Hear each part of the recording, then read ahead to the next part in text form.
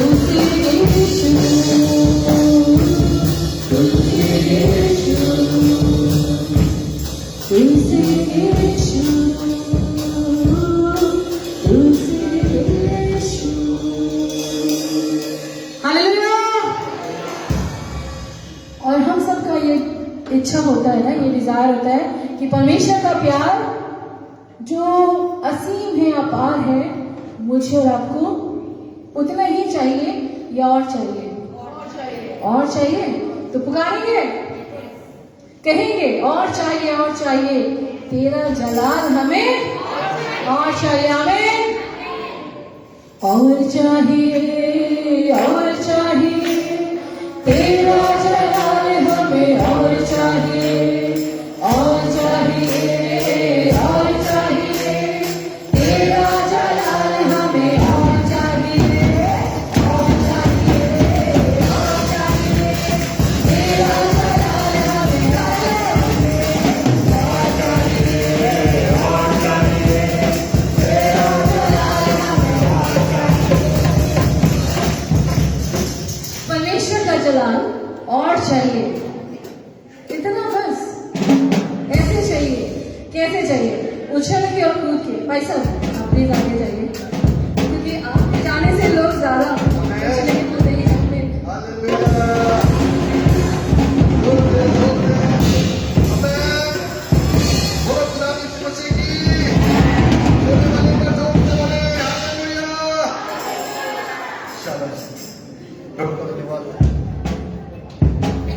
इस सुंदर सुबह के लिए जो परमेश्वर ने हम सबको प्रदान करी।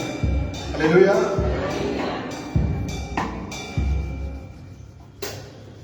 आवाज आ रही मेरी? आवाज आ रही?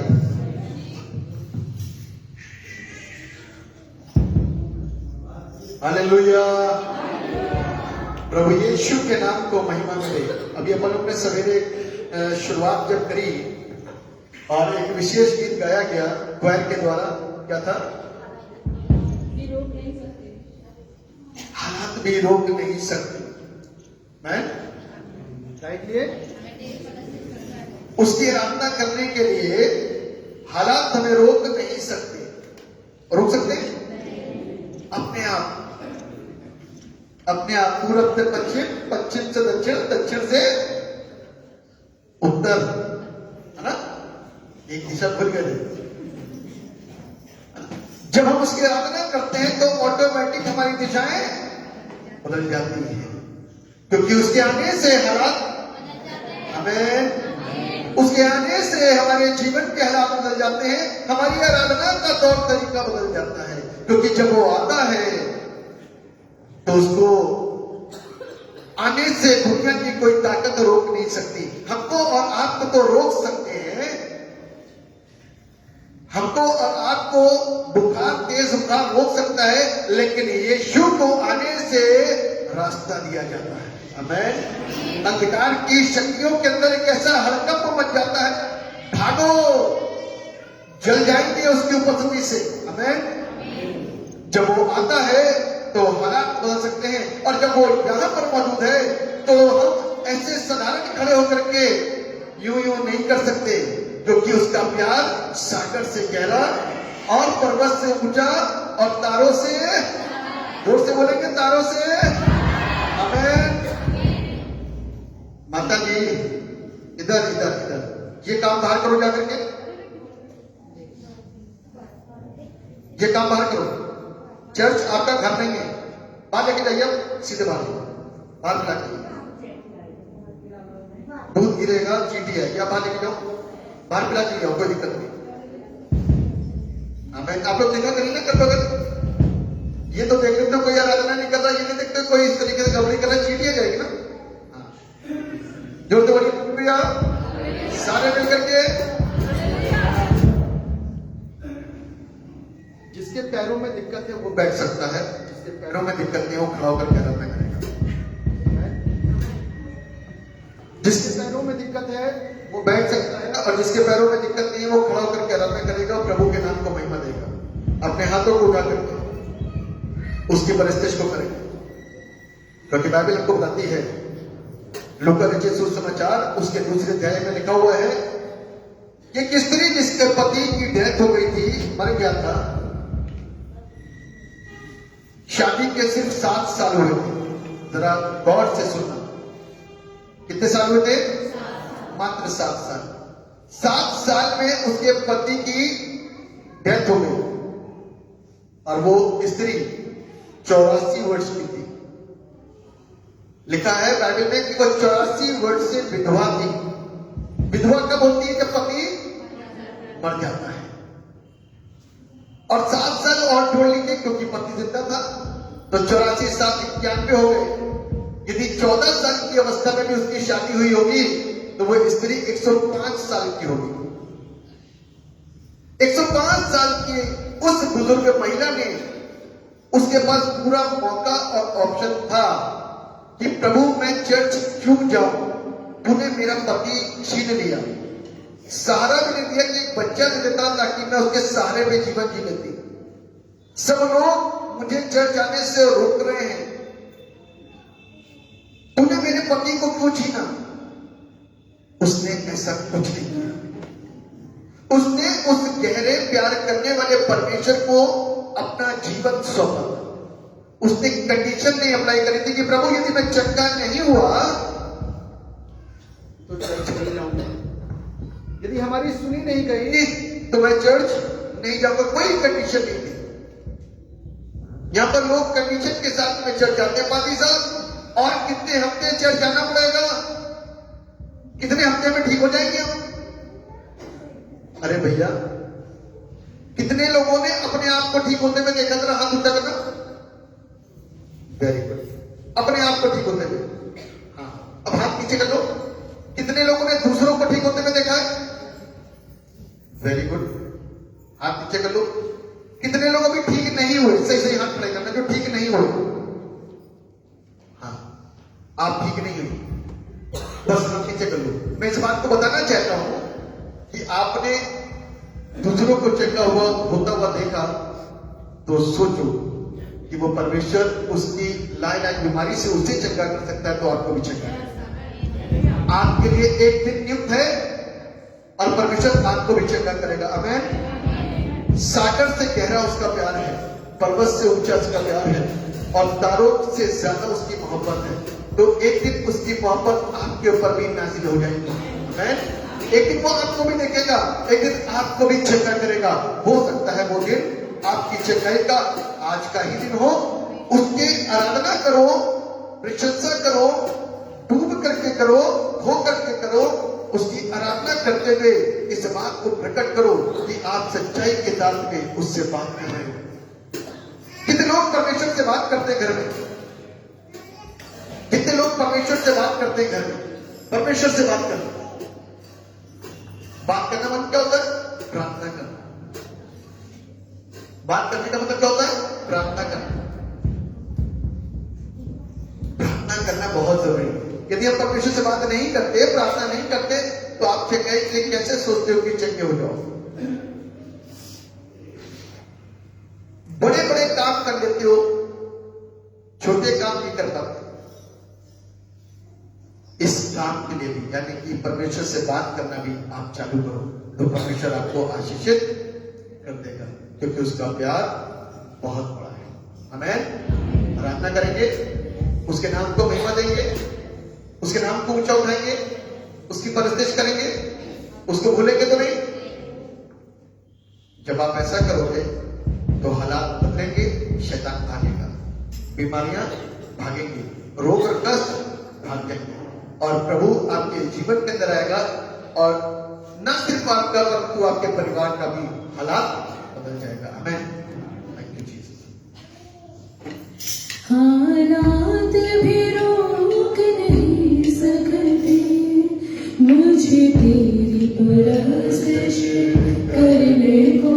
हालात भी रोक नहीं सकते मुझे तेरी परस्तिश करने को। हालात भी रोक नहीं सकते मुझे तेरी परस्तिश करने को। हालात भी रोक नहीं सकते मुझे तेरी परस्तिश करने को।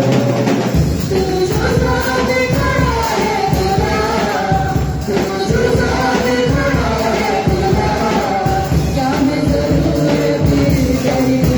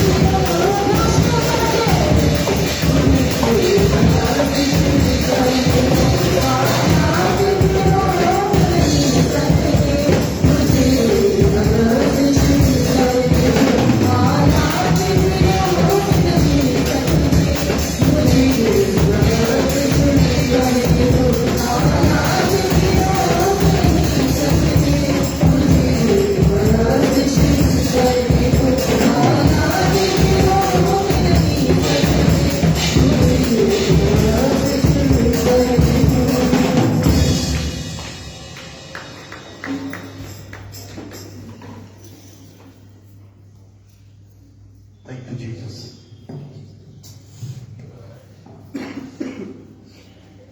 बाइबल बताती है कि उस स्त्री जो बुजुर्ग थी, उसने परमेश्वर के घर को आना नहीं छोड़ा।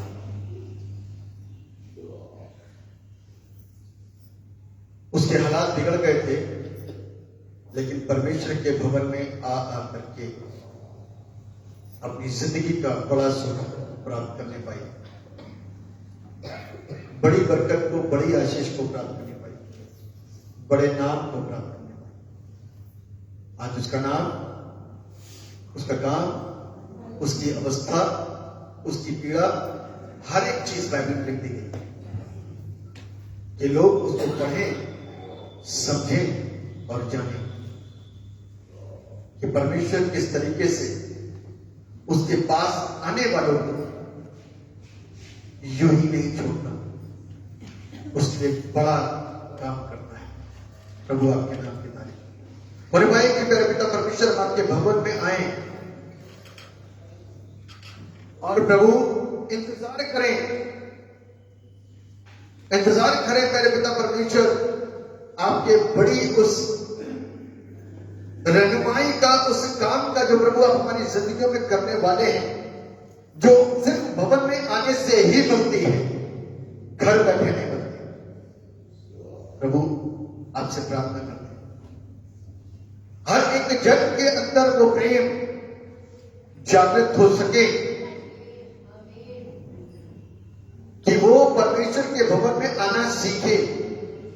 यदि परमेश्वर के भवन में ना आकर के यदि हम इस बात को चैलेंज के साथ में कहते हैं कि हम घर में भी वही आशीष प्राप्त कर सकते हैं, तो मैं भी इसी चैलेंज के साथ में बोलता हूं कि बच्चों को स्कूल भेजना बंद कर दो, क्योंकि वो घर में भी वही आशीष को और वही एजुकेशन को प्राप्त कर सकते हैं। यदि स्कूल इंपॉर्टेंट है तो चर्च से कई गुना इंपॉर्टेंट है। यदि ट्रेनिंग इंपॉर्टेंट है तो चर्च से कहीं जगह इंपॉर्टेंट है।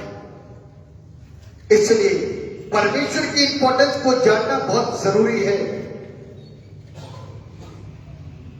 उसके भवन में आकर के उस स्त्री ने अपनी जिंदगी का भाग्य खुलवा दिया।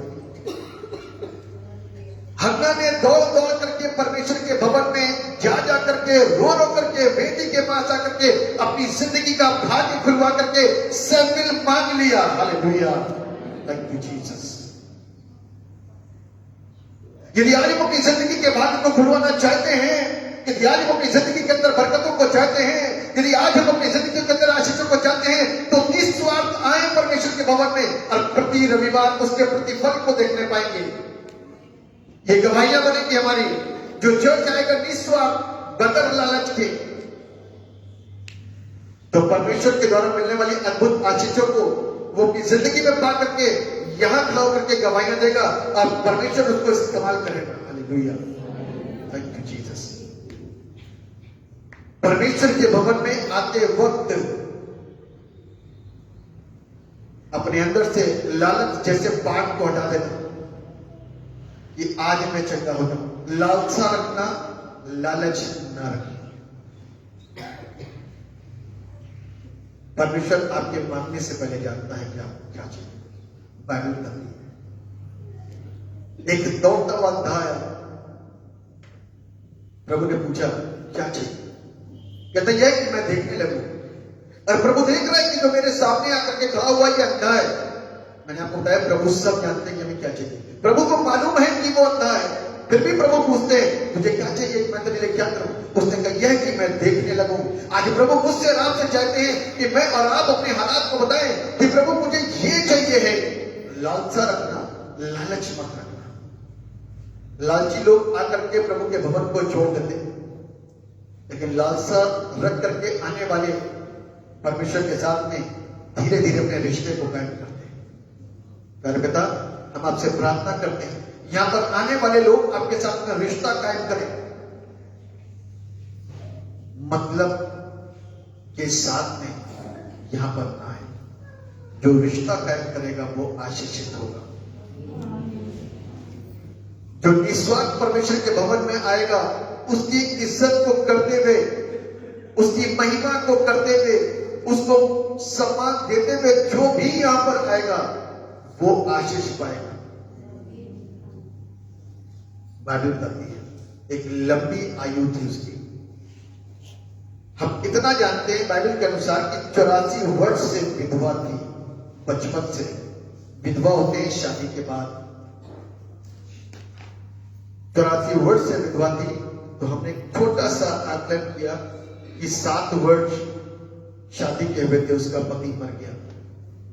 91 वर्ष, छोटी सी अल्प आयु, यदि 14 वर्ष की आयु में भी उसकी शादी हुई होगी तो 105, यदि 19 साल में शादी हुई तो 110 साल की। परमेश्वर के भवन में आने से हमारी आयु बढ़ती है। परमेश्वर के भवन में आने से हम आशीषित होते हैं। परमेश्वर के भवन में आने से हम निरोग्य होते हैं। परमेश्वर के भवन में आने से हम जानकार होते हैं, हम ज्ञानी होते हैं। परमेश्वर के पास आने से हम सामर्थी बनते हैं। परमेश्वर के पास आने से हम लोगों को परमेश्वर के पास ले आने वाले गवाह बन जाते हैं। हालेलुया। अपनी करुणा और अपनी दया को मेरे पिता यहां पर मौजूद हर एक लोगों के ऊपर बना दीजिए और अपनी बुद्धियों को खोल दीजिए कि हमारा मतलब सिर्फ प्रभु से चंगाई लेना नहीं है। हमारा मतलब है सिर्फ मोक्ष को प्राप्त करना, उद्धार को प्राप्त करना, उस स्वतंत्रता को प्राप्त करना, उस आजादी को प्राप्त करना जो बाहर निकलने पर मिल नहीं सकती। यीशु ने हमें स्वतंत्र बनाया है। हम अपने आप को किसी का भी गुलाम न बनाए, स्वतंत्रता के साथ में उसके नाम को महिमा दें और उस परमेश्वर से मांगे, जो भी चीज चाहिए उससे मांगे, जो भी चाहिए उससे मांगे। प्रभु से स्वतंत्रता चाहिए तो स्वतंत्रता मांगिए। प्रभु से चाहिए कि हमारे घर का सारा सिस्टम सही हो जाए तो प्रभु से प्रार्थना करिए। मांगते रहिए, मांगते रहिए, मांगते रहिए। मैं आपको चैलेंज करता हूं इस बात के लिए कि धीरे धीरे करके आपके घर के हालात बदल जाए। यदि आपको लगता है कि आपके घर के बच्चे, लड़के लड़कियां बिगड़े हुए हैं, आप प्रार्थना करो, घुटने टेक करके मांगो। जब वो परमेश्वर बाज हन्ना की गोद को खोल सकता है तो जो जीवित है, जो सही है, उनके हालातों को क्यों नहीं बदल सकता? क्योंकि हमने आज तक मांगना नहीं सीखा। परमेश्वर देगा, उसकी योजना डिफरेंट है। हमने आज तक उससे मांगा नहीं, इसलिए पाया। झूठी लालसा के साथ में ना आए, हनन्या और सफीरा जैसे ना बने, जो ऊपर से तो दिखा कुछ और रहे हैं कि प्रभु देख हम तेरे लिए कितना कर रहे हैं, प्रभु देख हम तेरे भवन में कितनी बार आते हैं, प्रभु देख हम अपनी दहेजी को भी देते हैं, प्रभु देख हम अपने दिल की इच्छा से तेरे पास में अपने प्रॉपर्टी के हिस्से को लेकर के आए हैं कि तू चर्च में रखे, इससे जो भी धन अर्जित होगा वो चर्च में आ जाए। बाइबल कहती है हनन्याह सफीरा के मन के अंदर पाप था और प्रॉपर्टी का भाग बेच करके कुछ छिपा लिया था। तो आत्मा ने उससे बोला, फिर पतरस आया और पवित्र आत्मा से भर करके आत्मा ने उससे बोला, किसने तुझसे कहा था कि तू अपने भाग को दे? क्या तू अपनी इच्छा से ऐसा नहीं कर रहा था? प्रभु आप बुद्धि दीजिए यहाँ पे खड़े हुए लोगों को, क्योंकि हमें आपके वचन को समझने के लिए बुद्धि चाहिए। आराधना तो करके, ताली पीट करके हम यहाँ से घर चले जाएंगे, लेकिन जब तक कलाम को समझने की बुद्धि नहीं आएगी, आपको समझने की बुद्धि नहीं आएगी, हम यहाँ पर किस तरीके से आकर के उठे, बैठे, जाने, सीखे और आपको पहचाने और आपको समझे। यदि इस बात के लिए ज्ञान नहीं खुलेगा कि हम यहाँ पर हैं क्यों, तुम्हारा आना जाना व्यर्थ हो जाएगा सालों साल का। Why we are here, हम यहाँ पर क्यों हैं?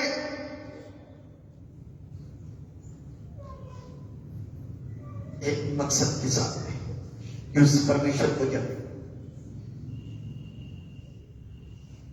जिस दिन जान जाएंगे उस दिन बुद्धि खुल जाएगी। गलत सोच, गलत मंसूबे, गलत इरादे के साथ आने वाला व्यक्ति भी बदल जाएगा, और यदि नहीं बदल रहा है तो परमेश्वर उसको यहां से उठा करके बाहर ले जाएगा। ऐसी हमारी दुआ है परमेश्वर से, क्योंकि हम नहीं चाहते कि कोई भी गंदगी की मिला मिलावट उन सच्चाइयों में और उन सेवाओं में आए जो गलत मनसा के साथ में आते हैं। कुछ सोच विचार करके आते हैं, गलत भाव को मन में लेकर के आते हैं, बसाने के तात्पर्य से यहां पर आते हैं, कुछ देखने के तात्पर्य से यहां पर आते हैं कि यहां पर होता क्या है। प्रभु आप उनकी बुद्धि को बदलना, उनके मन को बदलना, उनसे बात करना, ताकि वो सच्चाई को, जो पहली बार आते हैं तरह तरह की सोच के साथ में, आप उनकी सोच को बदलना मेरे पिता परमेश्वर, उनसे बात करना, ताकि वो यहां आने के बाद में जिसके द्वारा भी भेजे गए हैं या लाए गए हैं, स्वयं गए हैं, प्रभु वो आपको जानने पाए। हालेलुया। सत्य को जानने पाए, क्योंकि यहां जो परमेश्वर का भवन है वो किसी के भी जीवन को, कार्य को, मान्यता को अपनी तरीके से ढालने की कोशिश नहीं करता, शिक्षा दे करके उनको बताता है कि हकीकत क्या है, बुद्धि खोलता है, स्वतंत्र करता है। जिस आडंबरों में, जिस मान्यताओं में, जिस उलझनों में, जिस समस्याओं में, जिस पापों में हम घिरे हुए हैं, स्वतंत्र कर देता है। प्रभु स्वतंत्रता का सामर्थ्य दीजिए, ताकि हम स्वतंत्र होकर के आपके रखें। आपके नाम को धन्यवाद। हर एक जिंदगी जो यहां पर आज मौजूद है, छोटे बच्चे, बड़े, बुजुर्ग, जवान, विवाहित, अविवाहित, स्त्री, पुरुष, गाने वाले, बजाने वाले, हर एक जन प्रभु यीशु आपके नाम के द्वारा आशीष पाए। बीमार चंगे किए जाए, कैंसर दूर किए जाए, लाइलाज बीमारियां दूर की जाए, बुखार खत्म किए जाए, खांसी जुकाम खत्म हो जाए, स्पॉन्डिलाइटिस खत्म हो जाए, आर्थराइटिस खत्म हो जाए, तरह तरह के रोग खत्म हो जाए, दुष्ट आत्माएं निकल जाए, अनपढ़ता दूर हो जाए, बाइबल को पढ़ने वाले बन जाए, प्रार्थना करने वाले बन जाए, एकाग्रता आने वाली बन जाए, सच्चाई को जानने वाले बन जाए, अद्भुत चिन्ह चमत्कार उनके जीवन में होने शुरू हो जाए, पवित्र आत्मा की आग से भर जाए। प्रभु अपनी सामर्थ से भर, अपने बड़े काम को प्रभु यहां पर करके प्रकट कर दीजिए। अपनी उपस्थिति का एहसास प्यारे पिता परमेश्वर यहां मौजूद लोगों को प्रभु दिखा दीजिए कि आप हमारे बीच में मौजूद हैं और चल फिर रहे हैं, और एक अलग अनुभव को हम अपने परमेश्वर के द्वारा अपनी जिंदगियों के अंदर महसूस करने पाए कि हमारा परमेश्वर यहाँ पर मौजूद है, अपने जीवित और जलानी कार्य को कर रहा है, हमको छू रहा है। थैंक यू जीसस, आप छू करके सबको आशीष, ताकि सबकी जिंदगियां प्रभु यीशु के नाम के द्वारा बदल दी जाए। हालेलुया। हमारा विश्वास है आप सब कुछ देख रहे हैं, आप सब कुछ सुन रहे हैं, सब पर देख, हर एक वो इंसान जो आज अपनी जिंदगी को प्रभु के हाथों में सुपुर्द करना चाहता है, अपने पापों को मान चुका है, अपनी गलतियों को मान चुका, अपने गलत उद्देश्यों को मान चुका है, जिस चाल के साथ में वो अब तक चलता आ रहा था, आज प्रभु ने बुद्धि दे दी, कि बुद्धियों को खोल दिया कि हम लालच नहीं, लालसा के साथ में आए, सर झुका करके आए, विनती करते हुए आए, सावधानी के साथ में आए, अपने आप को तोड़ करके आए, झुका करके आए, क्योंकि उसके सामने किसी का घमंड और किसी का अहंकार नहीं चलता। इसलिए परमेश्वर से मांगे, एक मांगने वाला परमेश्वर से कैसे मांगेगा?